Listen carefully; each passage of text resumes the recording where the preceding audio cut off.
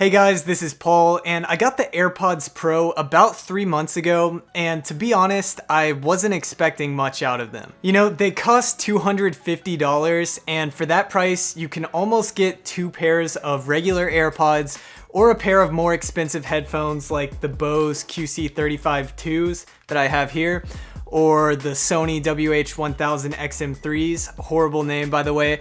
But the point is, the AirPod Pros aren't cheap, so are they worth it? So for the longest time, I've been using these 2 pairs of earpods or headphones interchangeably. So the Bose QC 35-2s, these have incredible noise cancellation, great sound quality. I love these headphones. And then the first gen AirPods.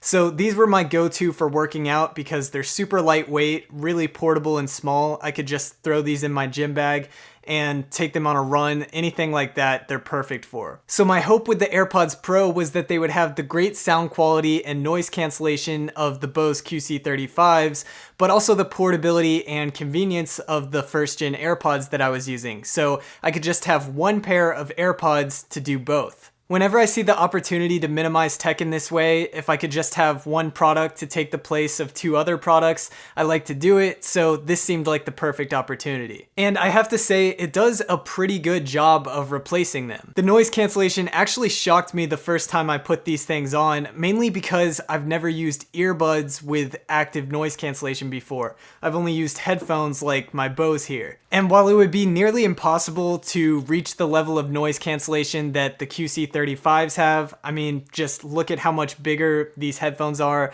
and just room they have to work with.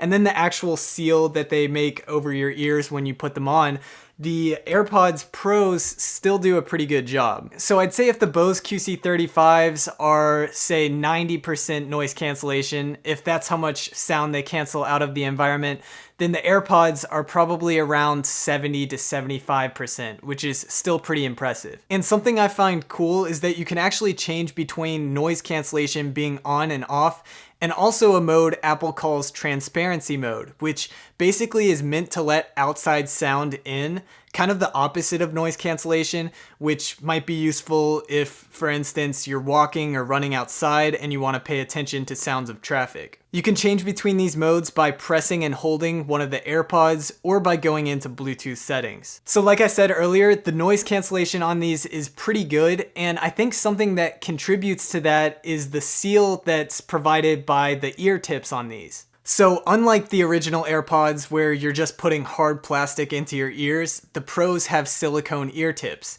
And they include 3 sizes in the box, small, medium, and large, obviously. And if you go into the AirPods settings, there's actually an ear tip fit test where you can tell if you're getting a good seal with the size you're using. In terms of actual sound quality, the Pros are good overall. Obviously, they don't have quite the range that the QC 35s have, but they sound fairly accurate. I mean, bass isn't super heavy, which is to be expected with earbuds. And when I compare them side by side, they sound very similar to normal AirPods. So don't expect that just because these are the Pros, they're gonna sound way better. But if I had to pick one, I think the Pros do sound maybe a little bit better. Maybe just because of that added seal you get with the silicone ear tips. I think there's less sound leakage, resulting in better sound quality. The ear tips also make the Pros so much more comfortable compared to the normal AirPods. I was never really a fan of the normal AirPods. I mean, for as long as I can remember, Apple has been known for making uncomfortable earbuds. If you remember these torture devices, then you know exactly what I'm talking about.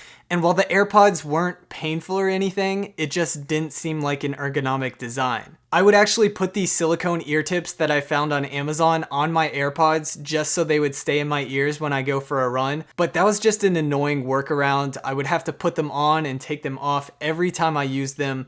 I would have to keep them in their own carrying case because they wouldn't fit in the AirPods case, and it was just a hassle to deal with. So I'm glad that the ear tips on the Pros fix all of those problems. They stay in my ears perfectly when I'm running and working out, and they have an IPX4 rating, so you don't have to worry about sweat or rain damaging them. And the ear tips are just one of the updated design changes to the new AirPods Pros.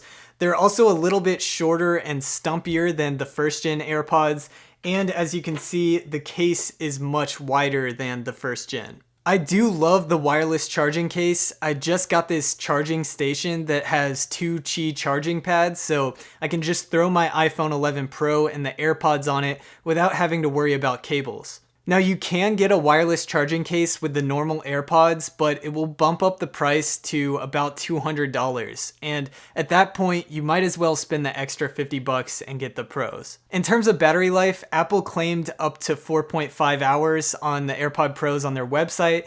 So I set out to test this. I started at 100% battery and listened to music and podcasts nonstop at about 70 to 80% volume. And it took actually over 5 hours for the first AirPod to die, and then a little over 5 minutes after that, the second AirPod died.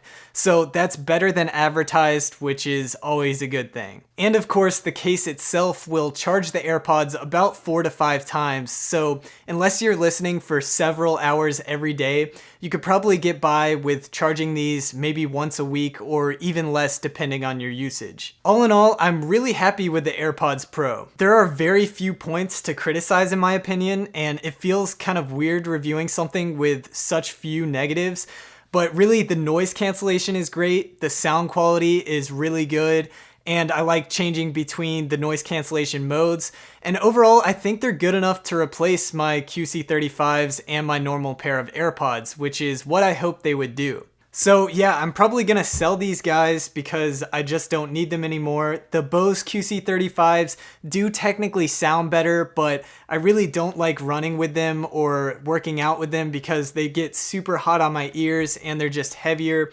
And then compared to the first gen AirPods, the AirPod Pros are a no-brainer. What's nice is that after selling these two, I can probably make back the money that I spent on my Pros. So it's really an all-around win and a really good upgrade for me. Anyways, if you're interested in purchasing the AirPod Pros, I'll leave a link in the description down below. And of course, that's an Amazon affiliate link. So if you purchase anything, it really helps the channel out, but it doesn't cost you guys anything extra.